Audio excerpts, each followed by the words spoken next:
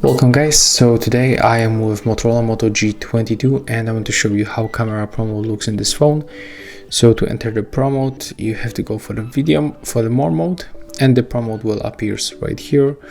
And right now I'm going to show you how you can adjust all of these parameters.